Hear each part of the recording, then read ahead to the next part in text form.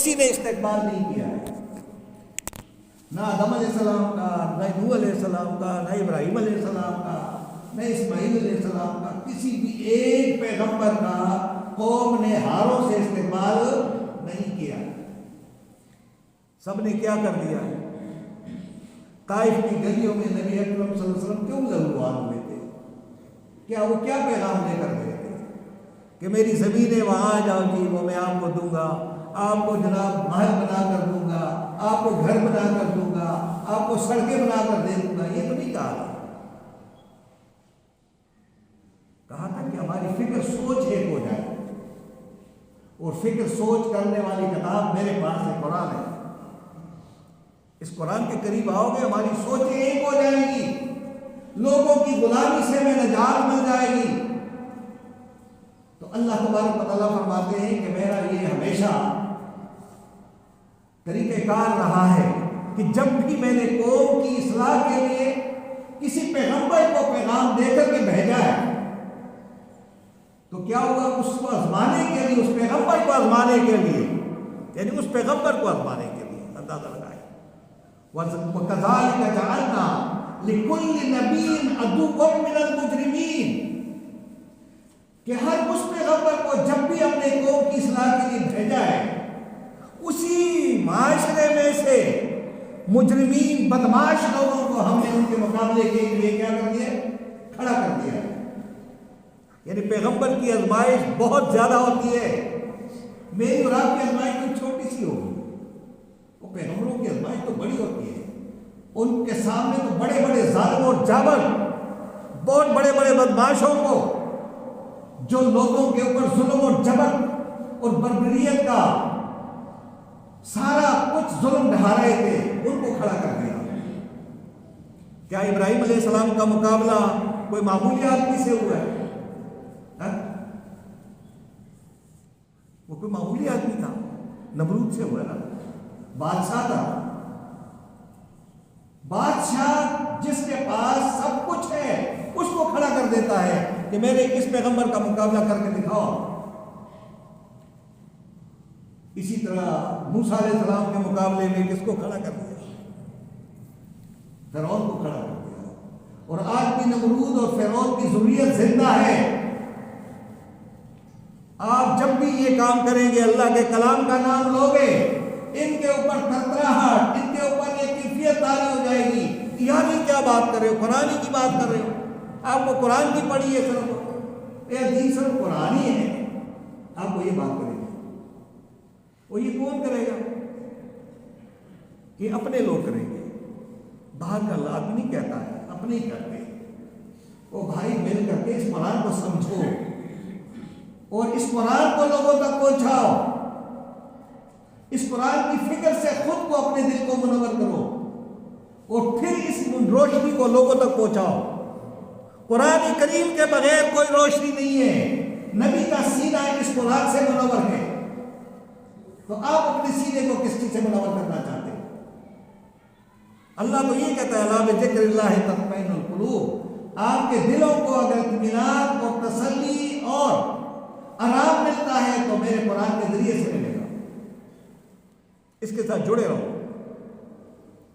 اس لیے میرے بھائیوں، جب اللہ تبارک و تعالیٰ یہ فرماتے ہیں کہ میں نے ہر نبی کے لیے جب بھی میں نے یہ پیغام دیا اور بھیجا، ان کے سامنے میں نے بڑے بڑے مجرموں کو، بڑے بڑے بدماشوں کو، بڑے طاقتور لوگوں کو، جابر اور ظالم لوگوں کو مقابلے کے لیے کھڑا کیا ہے۔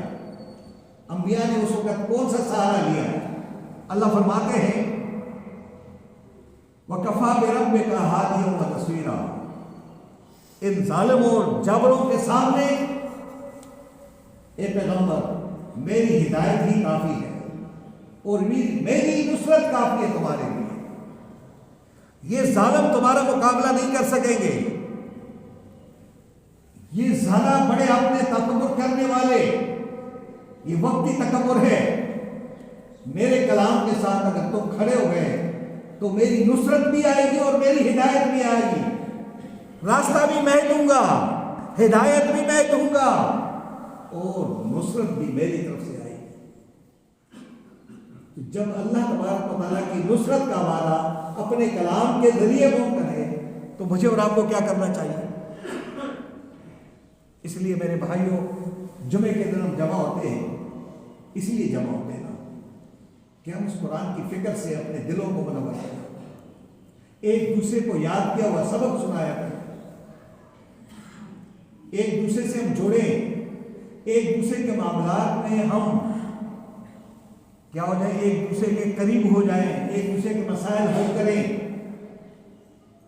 اور ملک کے ساتھ جو کچھ ہو رہا ہے، پرسوں بنو میں کیا ہو گیا،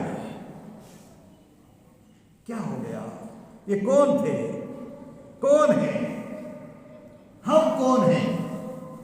ایک ملک کو آگ لگی ہے، وہ آگ اپنے ہاتھوں سے لگائی ہم نے، وہ بھی کلمہ پڑھ رہے تھے، ادھر ہم بھی کلمہ پڑھ رہے ہیں، وہ دونوں اللہ اکبر کہہ رہے ہیں۔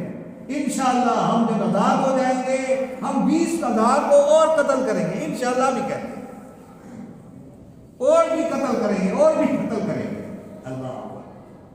اور جس انسان نے ایک انسان کو قتل کر دیا اس نے پوری انسانیت کا قتل عام کر دیا۔ نبی نے تو قتل نہیں کیا کسی کو، نبی نے تو اللہ کا پیغام پہنچایا۔ اگر ایک آدمی دین کی طرف نہیں آ رہا ہے تو آپ کیوں زبردستی کر رہے ہو؟ یہ دین زبردستی کا تو نہیں ہے، یہ دین تو ذکر و نصیحت کا دین ہے۔ آپ اسے ڈائلاگ تو کریں، ڈائلاگ کس چیز پہ کریں؟ نہ اس کے پاس قرآن ہے، نہیں کے پاس قرآن ہے، تو ٹیبل ٹاک تو نہیں کر سکتے آپ۔ اس لیے امت مسلمہ کو آج اس شکنجے سے نکلنے کے لیے قرآن مجید کا سہارا لیے بغیر یہ ممکن ہی نہیں ہے کہ اس ملک کے اندر کوئی امن آئے گا، کوئی سکون آئے گا۔ اس لیے اپنے ملک کے لیے دعا کریں کہ اس ملک میں اللہ تبارک و تعالیٰ اللہ کے کلام کو غالب بنا دے، اسی سے ہمیں ہدایت حاصل کرنے کی توفیق عطا فرما دے۔ مجھے بہت لوگوں نے دعا کے لیے کہا ہے کہ آپ کی مسجد میں لوگ بہت آئیں گے اور آپ خطبہ دیں گے تو لوگوں سے کہیں کہ ہماری دعا کریں۔ میرا 2 دوست تھے جو لندن میں ہیں، انہوں نے وہاں سے فون کیا کہ جی ہم بہت پریشان ہیں، بہت زیادہ پریشان ہیں، اور پریشانی یہ ہے کہ طرح طرح کی بیماریوں میں مبتلا ہو گئے، تو ہماری دعا کریں۔ ایک نے میاں بیوی نے فون کیا کہ ہمارے گھر میں جی میجر صاحب کو تکلیف ہے، مجھے بھی بڑی تکلیف ہے۔ ایک اور میرا دوست ہے روشن علی نام ہے، وہ کنورٹڈ ہے، اس نے بھی مجھے کہا یار میرے گھر میں بڑی پریشانی ہے، میرے لیے دعا کریں۔ اور اس نے ہمیشہ غریبوں کی مدد کی ہے، اور وہ ہمارے ساتھ نمازوں میں بھی شریک رہے، ہم قرآن کی کلاس میں میرے ساتھ شریک رہے، لیکن آج وہ بیمار ہے، پریشانی ہے۔ تو انہوں نے بھی مجھ سے کہا کہ سب سے کہیں کہ ہمارے لیے دعا کریں، آپ سب کے لیے دعا کریں، ان کے لیے بھی دعا کریں، اپنے گھر والوں کے لیے دعا کریں، اپنے لیے بھی دعا کریں کہ اللہ تبارک و تعالیٰ اپنے در کے سوا ہمیں کسی کا محتاج نہ بنا دے۔ اے اللہ تعالیٰ رحمت اور برکت نازل فرما۔ اے اللہ تبارک و تعالیٰ جو تھوڑی سی زندگی رہ گئی ہے اس قرآن پاک کے ساتھ گزارنے کی توفیق عطا فرما دے۔ اے اللہ جتنے بھی یہاں جمع ہے تیرے سامنے سجدے لوگ، اے اللہ ان کے ہر دعا کو اللہ اپنے دربار میں قبول فرما دے، ہم پر رحم و کرم فرما دے، فضل و کرم فرما دے۔ یا اللہ ہمارا ملک بہت زیادہ وفاق ہونے کے قریب چلا گیا، یا اللہ اس ملک پر کرم فرما دے۔ یہ ملک ہم نے قرآن کے لیے حاصل کیا تھا، اے اللہ اس ملک پر رحمت اور برکت نازل فرما دے۔ اے اللہ ہمارے دلوں میں جو کینہ ہے، اے اللہ ہمارے دلوں میں جو فرقہ واریت ہے، مسلک پرستی ہے، یا اللہ ان تمام بیماریوں سے ہمارے دلوں کو صاف فرما دے۔ سبحان ربک رب العزت عما یصفون وسلام